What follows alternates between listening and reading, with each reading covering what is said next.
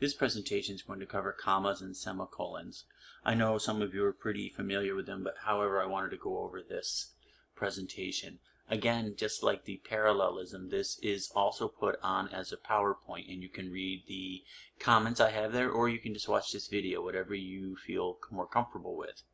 So let's go through the video. The first part we're going to talk about is comma usage, the basics. If you notice, there's an acronym here called LUCY.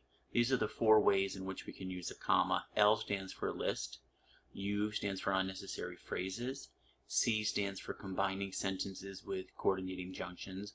I'm sure you're all familiar with fanboys for compound sentences. And then I is for introductory elements that begin a sentence.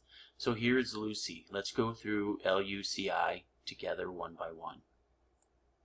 So we know that if we're going to write a sentence and we're going to list things, I need to bring my backpack, comma, my books, comma, my calculator, comma, and my outside reading book. I was taught when I was in school that the comma before the conjunction, the last conjunction, you should have a comma there. And that's the way I write. However, if you leave the comma out, it's okay. I leave it, or I use it, because that's the way I was taught when I was in school.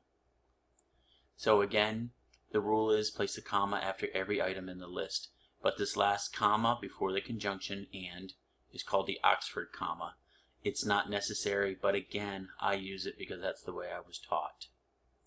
Next we have the U. The U stands for unnecessary elements. These are non-essential, so we could pull them out of the sentence and the sentence would still make sense. Let's take a look at the example. The girl behind the counter, comma, who runs the whole place, comma, handed me my change. Now if we were to take out who runs the whole place, we would read, the girl behind the counter handed me the change.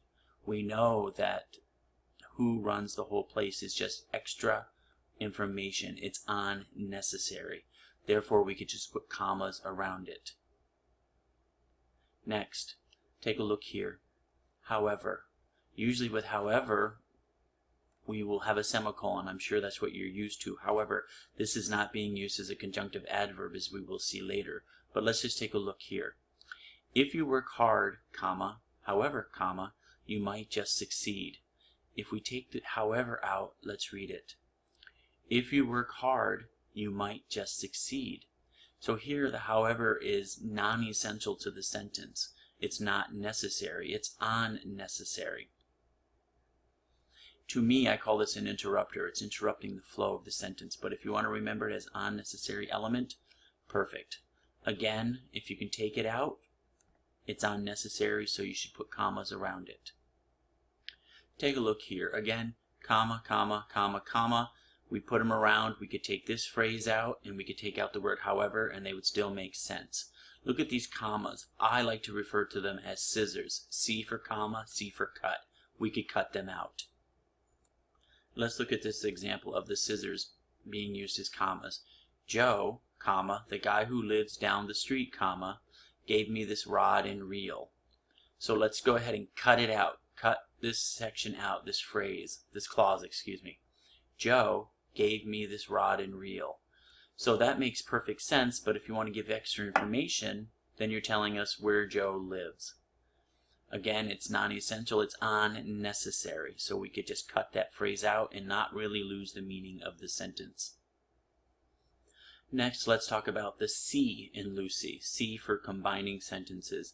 We're all familiar with fanboys, how we join 2 independent clauses together to create a compound sentence. So let's take a look at the example. I want to go to the store, comma, but my father will not let me drive myself. So here we're using B, the but in fanboys, and we're putting a comma before it. And if you take a look here, if we didn't want to use the comma but, we could just get rid of the but and use a semicolon instead. This would be the 3rd way to make a compound sentence. So again, if you don't want to use comma but, you can join the 2 independent clauses together with a semicolon. We'll talk a little more about this in a few minutes. Next, we're going to talk about the I in LUCY, introductory elements. So the rule is if you're going to add an introductory phrase or a clause, put a comma before it before you go into the main idea or independent clause. Usually these clauses or phrases in the beginning set the table, set the stage for what's to come. Let's look at example. Before you begin, comma, be sure to read all of the directions. We're putting a comma here because this this dependent clause is beginning, but then here comes the independent clause. Here's a little better example of it. It's differentiated by color.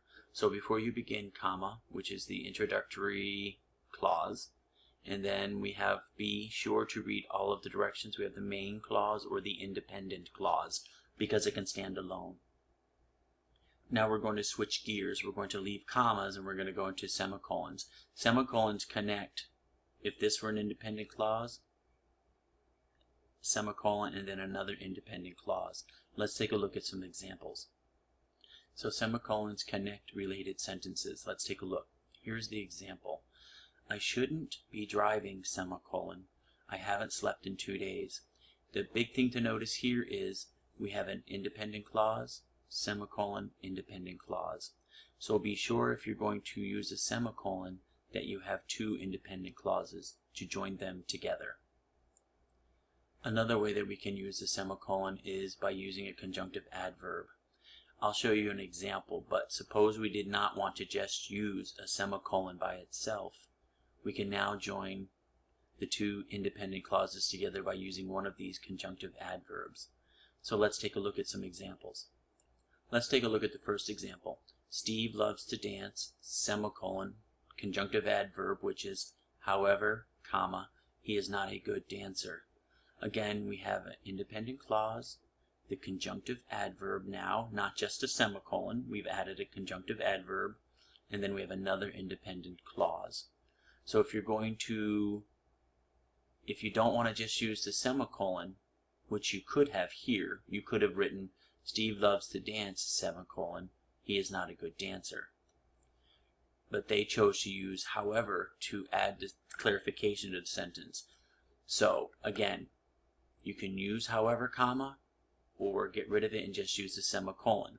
However, make sure that the first independent clause and the second independent clause have a strong relationship, because your reader will not have however, comma if you choose not to use it as a clue to help them what the relationship between the 2 independent clauses is.